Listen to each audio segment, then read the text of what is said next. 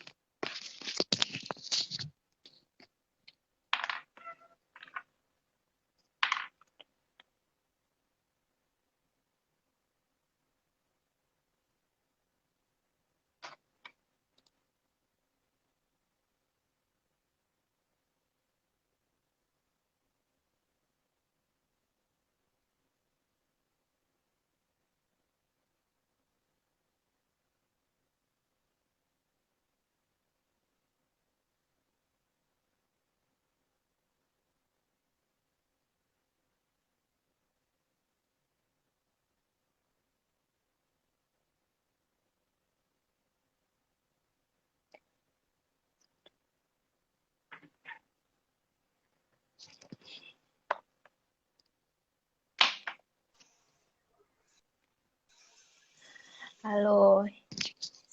Halo. Halo, panggilnya Kak Arif aja ya. Baik, Iya, baik. siap. Kita tes sinyal sebentar ya sebelum kita mulai. Siap. Hai teman-teman yang sudah bergabung, tunggu sebentar, kita lagi cek sinyal sama suara. Ya. Oke. Ibu Mulan belum masuk. Belum. Suaraku bisa kedengaran bagus? Oh, bagus. Oke, siap. Sebentar. Halo, Kak Sinyo. Mas Arif. Kok Kak Sinyo nih panggilnya nih? Panggil aja Sinyo. Siap. Dengan Mas Arif. Ya, siap. Oke.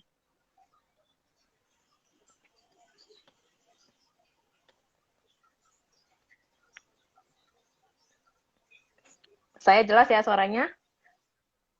Jelas. Great. Siap, jelas banget. Iya. Teman-teman, suara kita kedengaran jelas? Yang mungkin bisa kasih tanda, bisa kasih love banyak-banyak biar kita tahu bagaimana situasi signal dan suara kita sebelum kita benar-benar ngobrol. Saya kalau enggak di tengah-tengah itu, aduh, gemes gitu loh. Ini kenapa signalnya begini? Oke ya, Ibu Mulan belum masuk ya. Bu Mulan mana? Belum ya? Belum.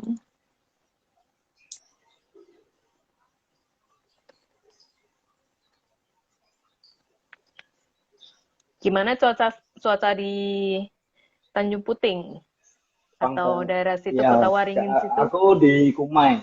Oh, di Kumai ya. Jadi aku ya di Kumai itu kayak getaway untuk ke Taman Nasional Tanjung Puting.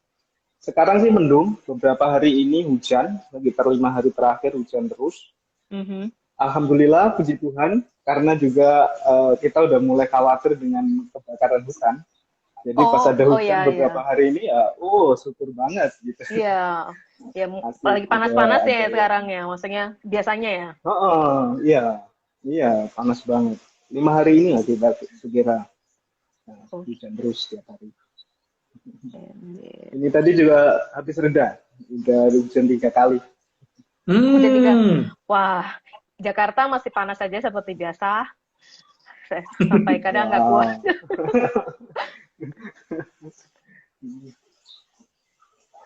Masih belum juga Ibu. Kenapa nggak mau? Tapi udah online, Rezi. Siapa? Udah. Bung Mulan. Udah. Cuma Oke. masih belum masuk. Masih belum di accept deh.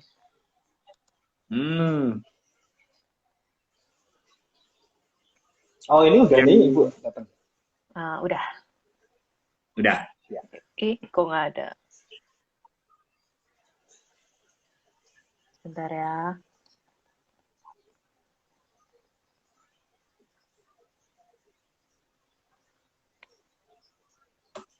Beginilah serba online.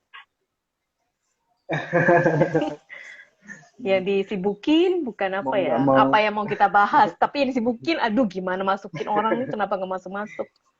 Iya. Gemes. Oke, Pak ya. Juli. Halo, siang bulan. Halo Ibu, apa kabar? Akhirnya, aduh, itu ada foto apa orang Lucu banget di belakang. Cute banget. Iya, Ibu mungkin bisa apa? Kita tes suara Ibu jelas atau nggak mungkin bisa ngomong apa?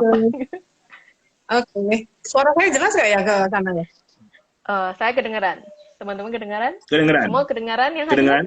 Dengar. Iya, Oke. benar. So far, semoga tidak ada gangguan apa-apa selama kita Iya. foto hari ini. Oke, mungkin kita langsung mulai aja ya karena waktu Yuk. kita juga terbatas. Kita maksimalkan apa yang kita bisa share buat teman-teman kita yang sudah meluangkan waktu di siang hari ini.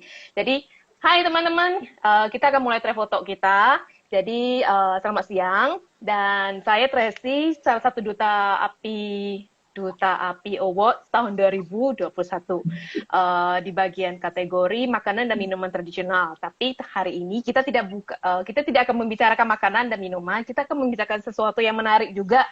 Dan mari yang di bawah tolong siapa? Oh, perkenalan diri. Ini duta yang bersangkutan dengan destinasi hari ini. Hai semua, selamat sore Bu Bula, selamat sore Mas Arif.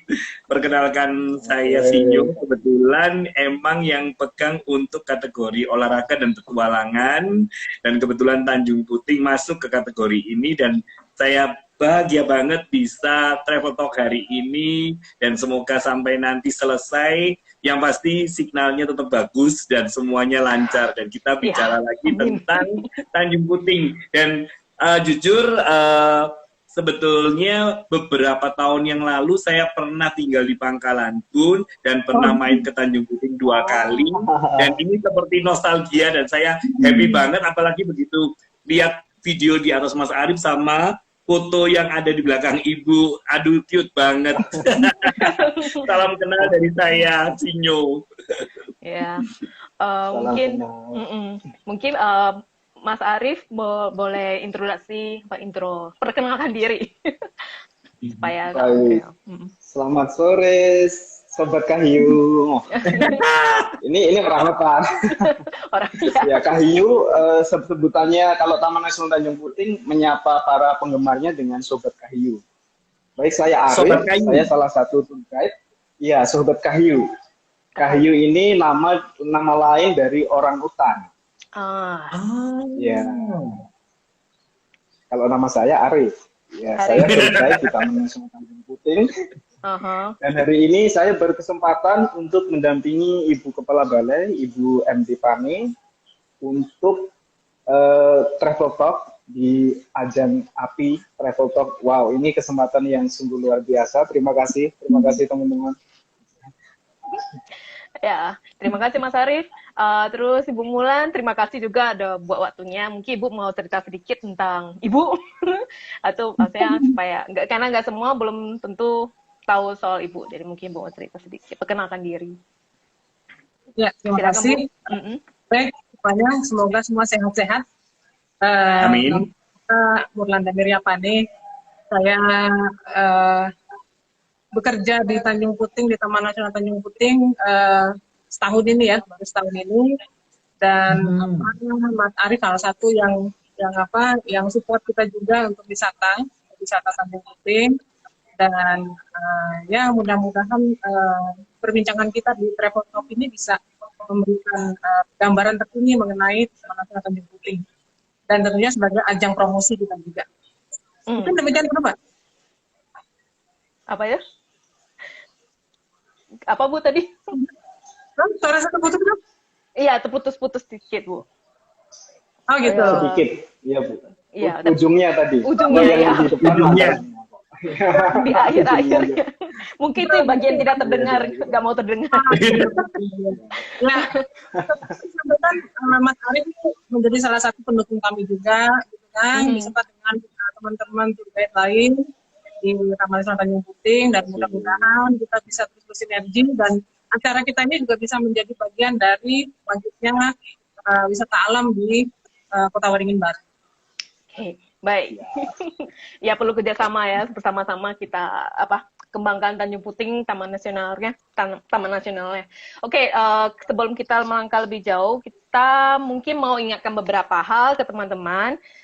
Selama travel talk ini berlangsung, satu, teman-teman boleh nanya, di bawah ada simbol tanda tanya, boleh lemparkan pertanyaan buat Ibu Mulan atau Mas Kak Arif, seputar yang kita bahas hari ini. Di kolom pertanyaan akan kita usahakan jawab sebisa. Selama waktu masih ada, kita akan jawab sebanyak mungkin.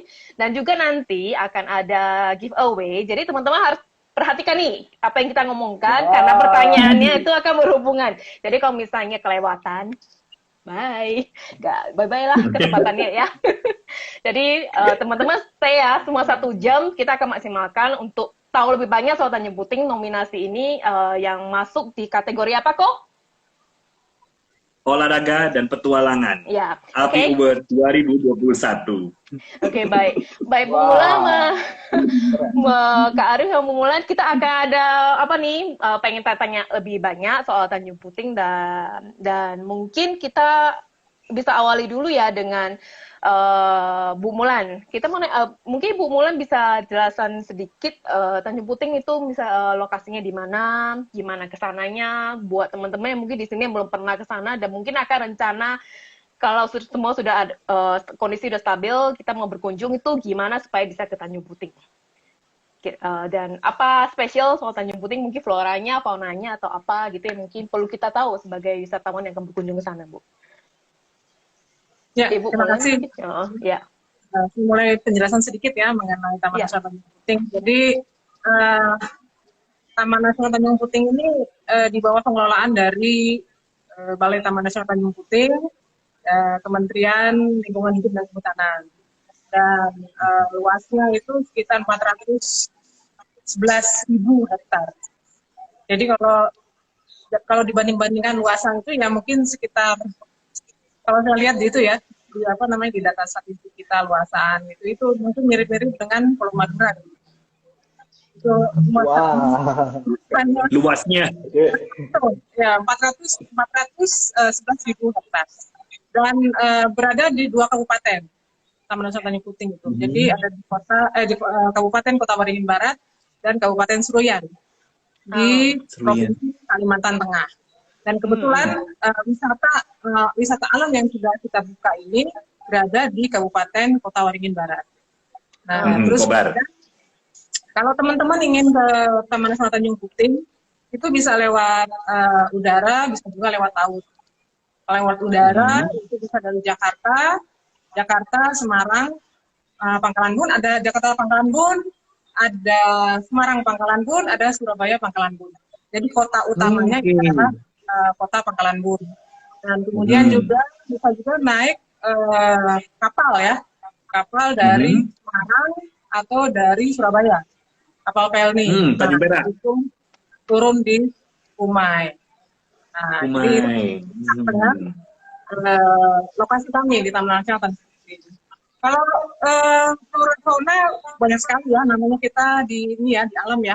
Tapi yang paling topnya itu ya yang pasti orangutan kalau di Tanjung Puting. Kemudian satwa lainnya ada bekantan, kemudian beruang madu, kemudian masih banyak buaya di sana. Kemudian juga ada aves yang menjadi ciri khas Kalimantan ya, burung rangkong dan juga raja udang. Raja udang ini sering kita temui pada saat kita nyusur sungai di Sungai Seruyan, Sungai Sukonyer. Jadi ini burung paling cantik gitu karena warnanya sangat sangat indah, dan itu semua bisa kita lihat di sepanjang kita berpetualang di Sungai Sekonyer dan masuk ke kawasan Taman Nasional Tanjung Puting. Sungai Sekonyen. Ya. Mhm. Itu pendahuluan, baru pendahuluan dari saya. Lebih dalam harus pergi ke sana ya Bu ya, untuk lebih kenal, lebih dekat dan lebih jelasnya ke sana.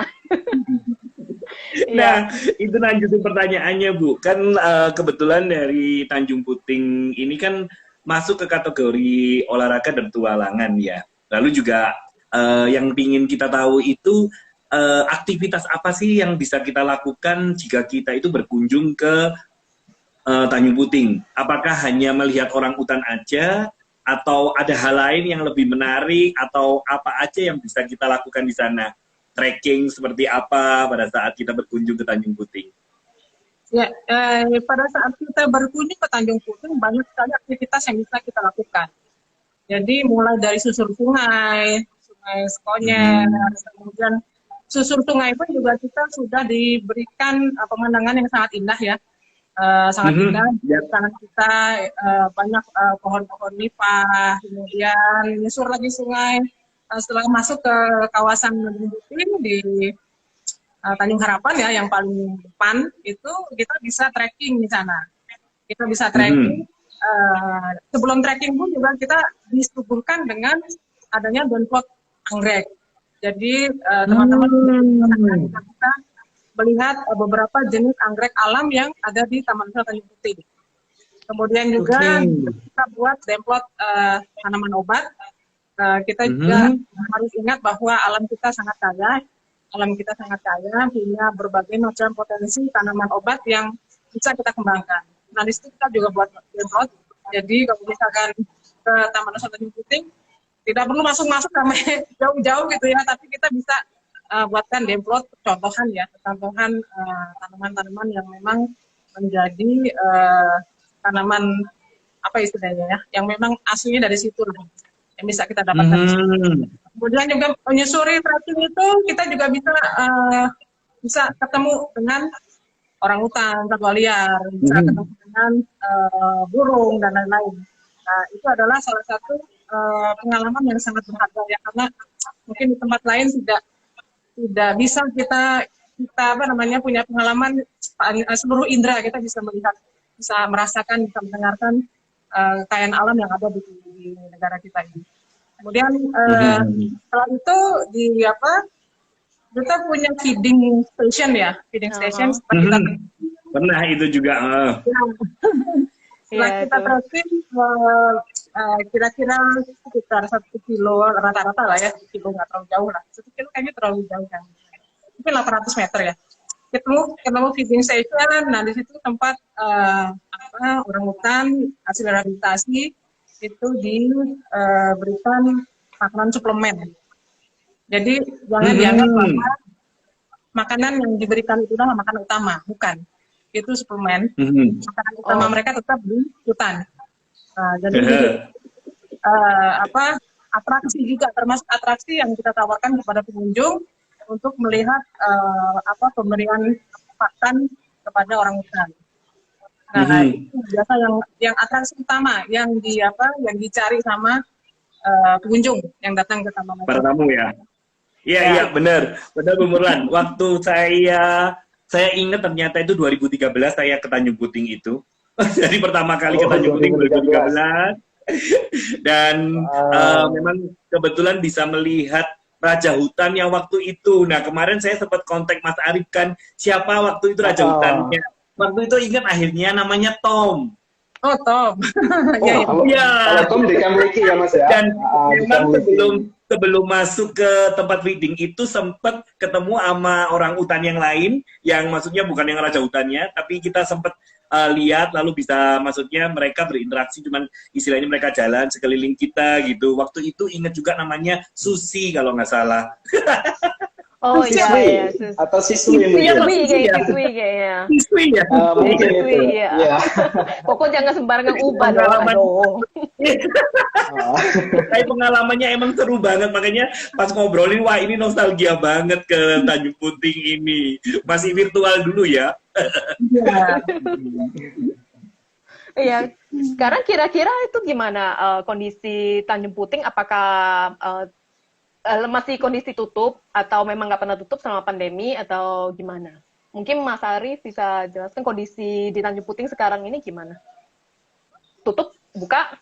Baik, kalau sampai hari ini masih ditutup ya Bu ya. Sampai surat edarannya sampai hari ini tanggal 15.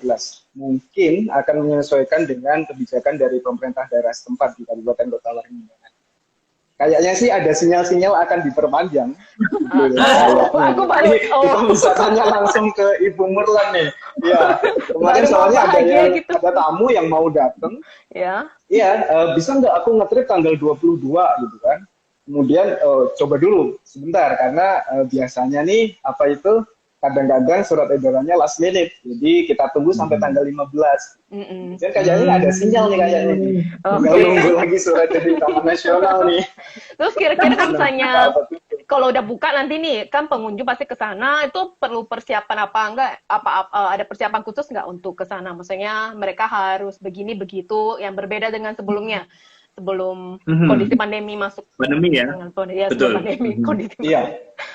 Ya, mungkin Iya pasti, karena sekarang juga Mas Arif ya, sorry. Ya, Mas Arif. Mungkin Mas Arif dulu aja. ya mungkin baik lebih detailnya nanti sama Ibu nanti.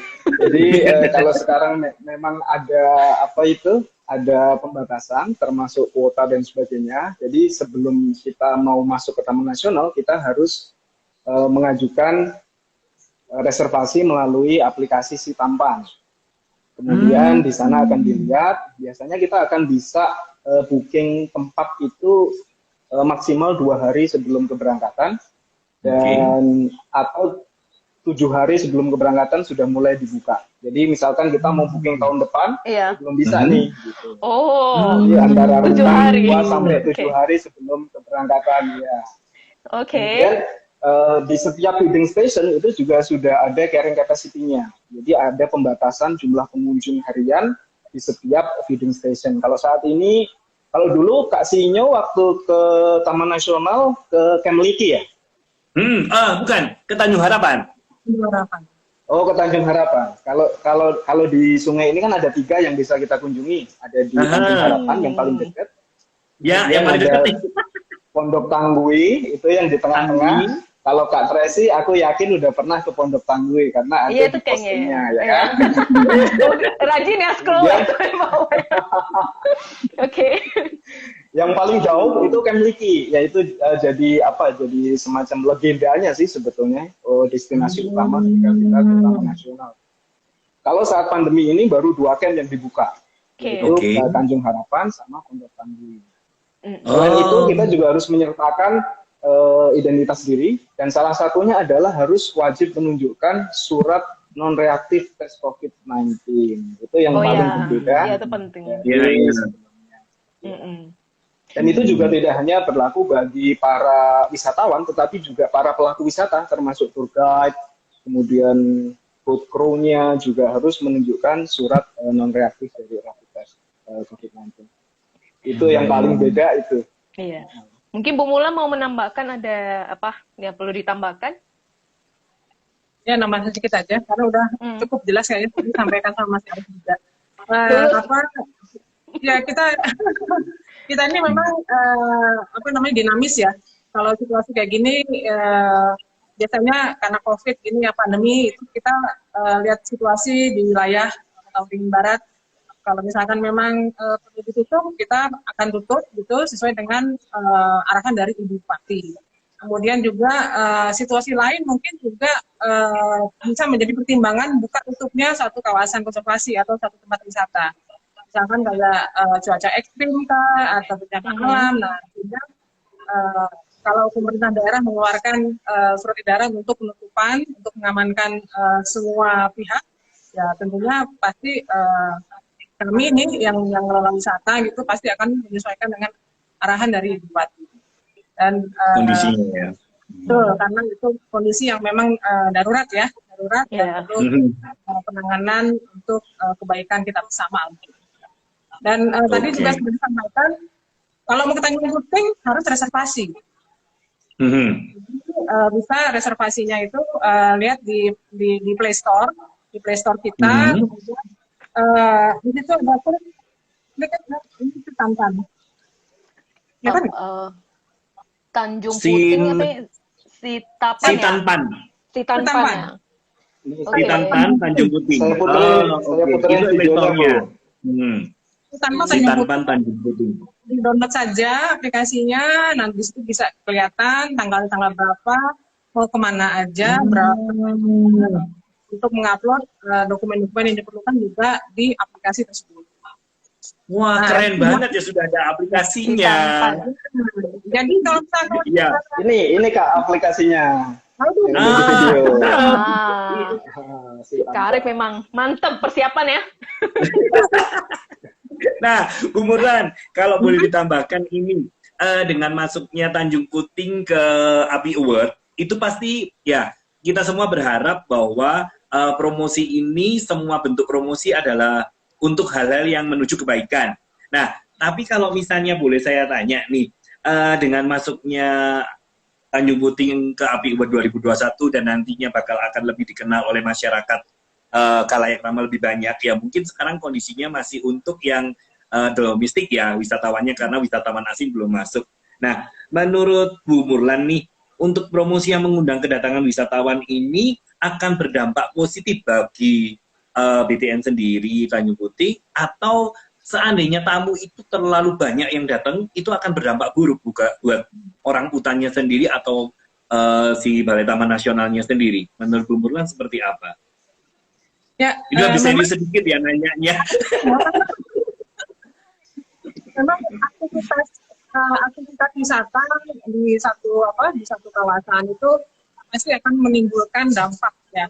Dampak itu bisa besar, bisa kecil, bisa sedang, itu tergantung bagaimana kita mengelola. Dan kami juga kita sudah antisipasi. Jangan sampai kegiatan wisata ini mengakibatkan misalnya tidak dapat didukung atau alam itu tidak mampu mendukung kegiatan kita gitu. Sehingga ada ketidakseimbangan, sehingga alamnya menjadi rusak atau mungkin satwanya juga menjadi tidak sejahtera. Nah, untuk itu kami juga membuat istilahnya ya, daya dukung, daya tampung istilahnya.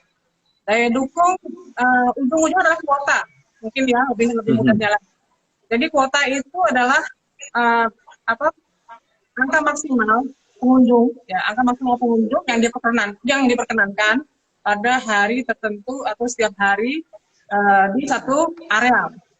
Jadi mungkin di Tanjung Harapan, di Pondok Tanggung, dan juga di Kemen berbeda-beda. Berbeda-beda di lapangan, luasan areal yang bisa diakses oleh pengunjung itu seberapa, dan kita dapat kita ketemu namanya kuota. Nah, kalau kita sudah mengikuti kuota itu, kita harapkan juga kegiatan ini dapat minimal gangguannya terhadap alam. Itulah salah satu upaya kita untuk istilahnya meminimalisir tekanan terhadap alam akibat dari aktivitas wisata di Taman Nasional Tanjung Puting. Berarti persiapannya benar-benar udah mantap banget nih, jadi supaya wisatanya tetap jalan, tapi ekosistemnya pun tidak terganggu ya, Bu Murlan ya. Keren. Karena saya juga ingat waktu datang ke sana, waktu itu kan mungkin tahunnya masih belum yang kayak sekarang gitu ya, juga nggak ada aplikasi Sitanpan itu tadi gitu kan. Jadi saya waktu datang ya udah pengen berangkat, langsung berangkat waktu itu. Tapi cuma one day. Kalau dulu memang bahkan sekarang kalau aplikasi juga baru ya, baru tahun kemarin gitu. Sebenarnya ini dulu tuh awal-awalnya karena pandemi ya. Sebenarnya memang harus setiap kawasan konservasi yang dijadikan sebagai tempat wisata itu harus punya istilahnya daya dukung, daya tampung atau kuota lah gitu istilahnya. Betul. Agar tidak mengganggu alam lah gitu misalnya. Setuju banget Bu. Semakin terdesak dengan adanya pandemi. Karena dibatasi berkumpul. Kalau misalnya nggak dibatasi, orang akan terus-terusan tidak terkendali lah. Nah, jadi ini salah satu apa namanya tujuannya juga bahwa mengantisipasi pandemi ini, dan kemudian juga karena memang ini diperlukan sebagai salah satu instrumen untuk mendukung kegiatan wisata alam yang lestari, ya kita akan gunakan terus walaupun tidak ada atau walaupun pandemi sudah berakhir.